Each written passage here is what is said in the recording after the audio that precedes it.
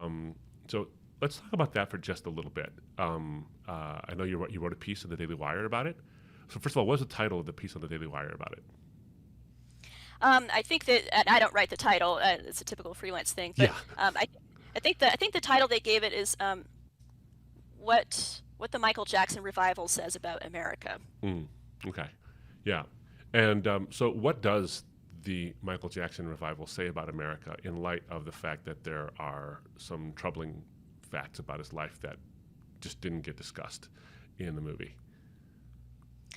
Yeah, so I mean, it's interesting. Just now, you said that I'm ignoring the gatekeepers, and there's this the Michael Jackson topic. It's very interesting here because there's different classes of gatekeepers. Hmm. Uh, so there are the gatekeepers who run his estate, who are trying to manage his reputation and project this very cleaned up, halo polishing image of him. So yes, in that sense, I don't care about the gatekeepers. Um, but there's also gatekeepers in the sense of mainstream media, the critics who didn't like the movie. It was not a critically popular movie. It was much more popular with fans than with critics. Um, and that class of people has not tended to be very friendly to Jackson over the years. And I mean, that's a bit of an understatement. Hmm. Um, and so what I actually see in the Michael Jackson phenomenon is um, the people going to see it, the people sending his music back to the top of the charts. It's kind of a populist revival because he was the king of pop, right? Hmm. He and he wasn't especially political, right? He appealed to everybody. Hmm. Uh, Global phenomenon, actually, not just an American phenomenon. But I, Right. I think America specifically, if you look back at the music video for Man in the Mirror, Hmm. um, and you see there's all these clips of, like different presidents, Republican and Democrat presidents, Hmm. and there's just this sense of American vitalism and optimism, and this sense of like everyone's buying the same records, we're watching the same movies, the same TV shows, and there's a sense of like cultural unity. And now it's so fragmented.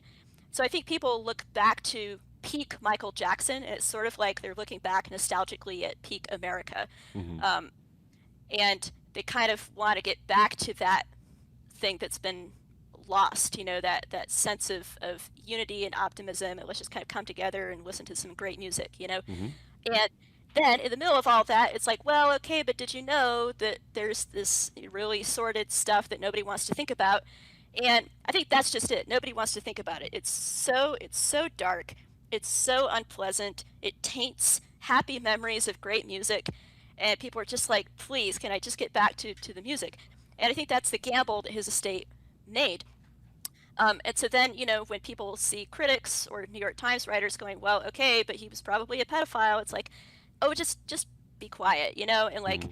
and he wasn't even proven guilty in a court of law, and uh, you know, there's probably more to that story, and I just kind of want to like what I like, and I don't want to accept the the respectable opinion about Michael Jackson, and this is kind of part of a bigger trend of um, rebelling against what's considered respectable, what's considered elite. And I think I draw a comparison to the election of Donald Trump, who's also an entertainer, right? An incredibly popular, charismatic figure, right? He's like, I'm here for you, for the people, by Yeah. the people, for the people.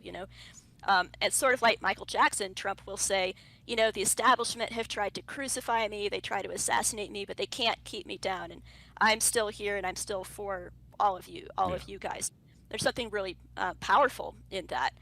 And so then I think you have to be discerning and be able to say, on the one hand, yes, we have been lied to a lot by gatekeepers, by the elite, in COVID era, all these kinds of things.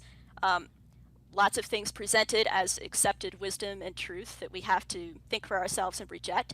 But we can't get into the mindset of, okay, just because it's a respectable narrative, I'm going to ignore it. There's got to be nothing to it. Sometimes maybe there's a reason. Sometimes maybe there's good evidence, Right. and you can't think tribally. You have to take things, one issue at a time. Well, that's where I was going to, you sort of answered the question I was going to ask was in light of that, in light of the legitimacy of people's concern about gatekeepers sort of lying to you about big things. And then the gatekeepers are sort of keeping this away. How do you discern? How do you find out what really is true? Because there is a heartstring to this thing as well. Like I sat in that movie theater, and I was taken back. Yeah. You're far younger than me, so you don't remember what it was like Yep. to be at the Victory Tour. I do. Yep. And it was something. It was really something. This is years before all the other stuff came out. And the level of disappointment I felt at the time when that stuff came out was almost as it was proportionally crushing as it was uplifting. So, in light of the fact, I guess I have a two-part question. In light of the fact that it seems to me the reason why the Michael Jackson movie is so popular is because we're tired of cynicism. We're a little tired of the negative. Yeah. Everything is so downer. We have various opinions on Iran. We have, what's going to happen with gas prices? Is the world going to end? Is AI going to take all of our jobs? Young people especially need some semblance of hope. Here comes this movie that is just like, by the way, amazing music, world changing in many ways, and it's positive. Um, uh, so I guess one is, do you think that that's part of the reason why it's like there's this desire to hang on to something really, really positive and hopeful? Um, and I guess a subpart to that is, what do you, as someone far younger than me, account for the fact that people your generation and even younger are finding his music to be like not, oh, that's old, and my dad listened to that, and even in some senses, my grandpa listened to that, which makes me feel horribly, horribly old. But that's true. I have friends who Yeah. have grandkids, and they were friends of mine who went to those concerts with me.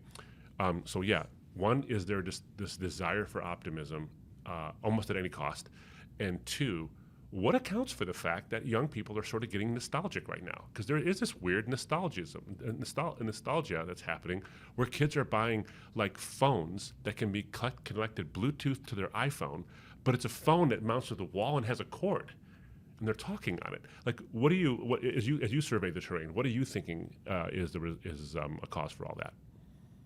Yeah, so many directions to go there. Yeah. So yeah, and I was kind of already touching on this earlier when I talk about my piece that the that optimism and positivity that Jackson embodies, it's a lost era of America, right?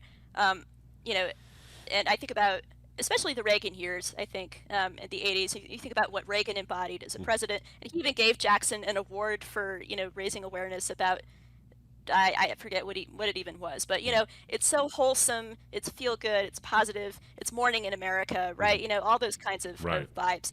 Um, and I think as well, Jackson in particular, he built this image for himself of a person who was very childlike. I didn't really have a childhood, and so now I want to give back to all the children of the world, and it's this wholesomeness and innocence, and there's all these scenes in the movie of him visiting sick kids in the hospital and this sort Yeah. of stuff.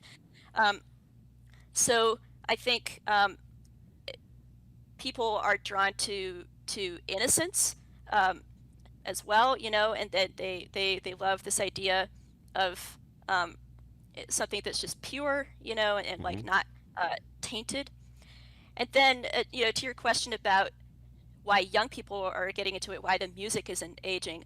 I mean, I think really great pop music is it is timeless, and it wasn't just Jackson, but a whole team around him. The team of writers, the incredible musicians, the band created uh, absolutely iconic grooves, hooks, Hmm. and it's still fresh. The Yeah. music is just it's just that good. Yeah. Um, so, and I mean, when you look at the music landscape now, it's very, it's very tepid. It's very samey. Hmm. Um, it's hard to find really creative energy, and so Jackson really was a one in a million creative genius, and so people crave that. They're kind of looking back to that, um, and so there's that artistic element.